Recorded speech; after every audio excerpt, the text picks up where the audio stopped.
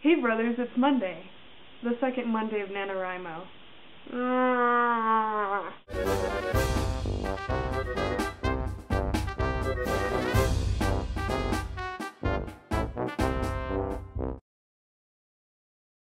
Hey look, it's Jack. Hi.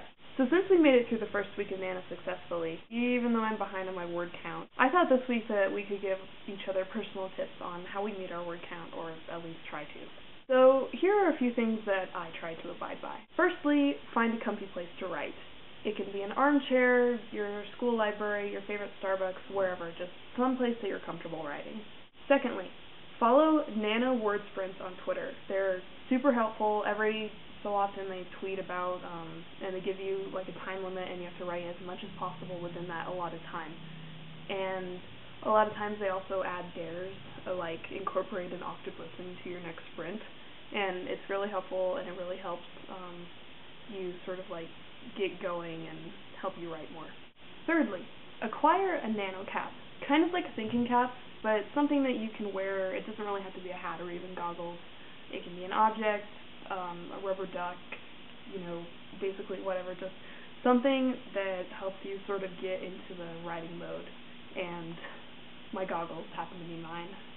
And my final tip is to have writing buddies.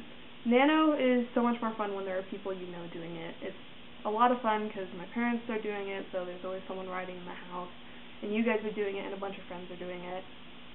And it's so much fun to bounce ideas off with you guys that I thought I would read you guys a little excerpt from my writing today. The woman was ancient looking, with wispy silver hair and numerous wrinkles and liver spots, but her light green eyes were still full of life and wit, and were magnified greatly by thick, cat-eye-shaped glasses that had a tortoiseshell finish. From her large earlobes dangled tiny gold earrings shaped like spools of thread that swung slightly as she continued to peer at us. She was stout and plump and immaculately dressed in a dark purple dress that appeared to be made out of velvet. Her thick, wrinkled fingers were covered in many gold rings and were tipped with long claws painted a shiny ruby red.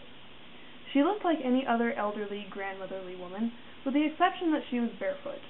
Her feet were wrinkled, but otherwise appeared well cared for, and her toenails were painted the same glossy crimson as her lethal-looking claws. Yes, the consensus? No, I made no promises. Brothers, I look forward to hearing your tips and your excerpts, and Kai, I'll see you on Wednesday. It was a dark and stormy night. No. It was a bright and sunny morning.